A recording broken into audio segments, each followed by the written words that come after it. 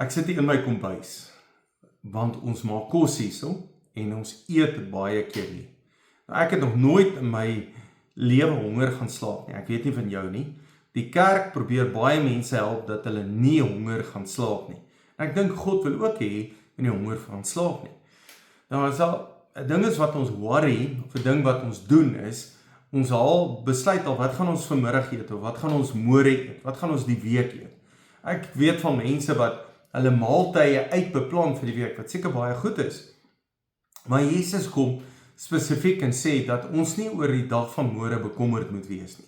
En jy moet werk, jy moet by mekaar maak, jy moet versamel, jy moet saam wees, ek dink dis baie belangrik. Maar die Here wil hê dat ons nie moet worry nie. Oor wat ons gaan eet, wat ons gaan aantrek, waar ons gaan bly, dit wil die Here nie hê nie.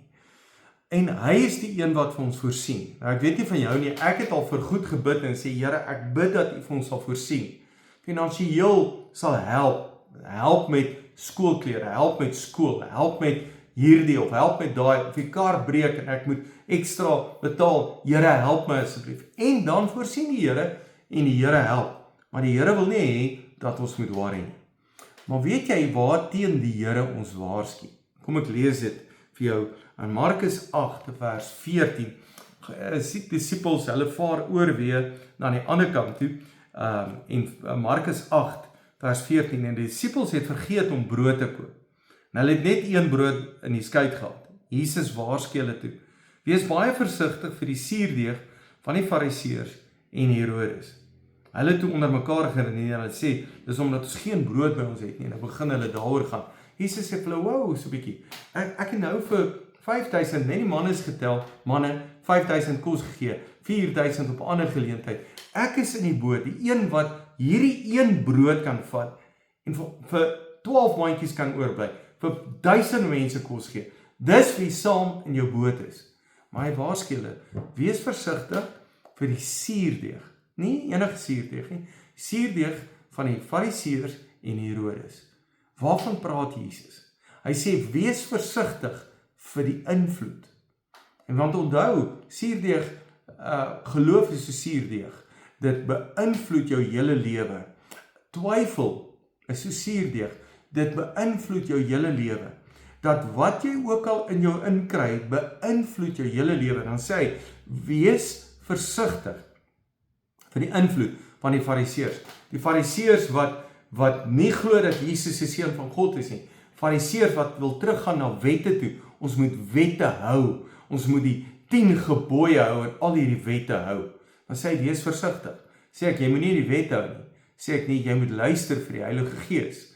Jy moet onthou, wanneer jy vir die Heilige Gees luister, dan sal jy die wet nakom. Jy moet net vir die Heilige Gees kan luister. Waar jy moet versigtig moet wees, is dit die Heilige Gees wat nou met my praat. En aan die ander kant, Herodes, die suurdeeg van Herodes wat goddeloos geleef het, Herodes wat geen sedes gehad het en wat liberaal geleef het, wat gemaak het soos hy lus voel, gedink hy kan 'n ander vrou vat, maar leef soos wat hy wil leef, en nie geluister het vir God se woord nie. Dan sê ek, jy moet pas op daarvoor. Nou, Jesus weer eens vat ons nie uit hierdie wêreld nie, jy is in hierdie wêreld. Hy kan jy nie uit die wêreld uithaal nie. Maar in hierdie wêreld waarsku die Here.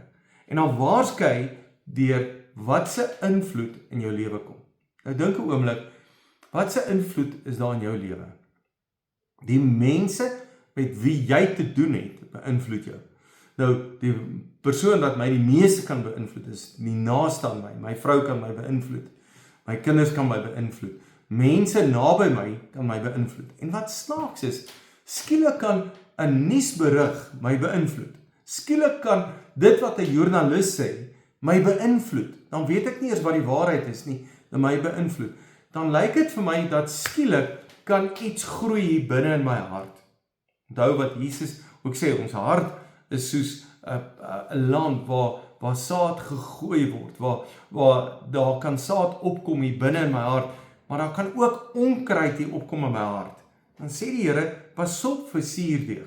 Nou, hy praat nie teen suurdeeg nie, want die woord van die Here moet my beïnvloed. Die woord van die Here is so suurdeeg wat my beïnvloed. Maar ek moet vra, en dalk vra die Here ook, wat beïnvloed jou? Wat is dit wat jou beïnvloed in jou lewe? Dit wat iemand anders te sê, of dit wat God se woord sê? So die Here waarsku, pas op vir verkeerde invloed. Dankie dat jy luister, jy's 'n great blessing.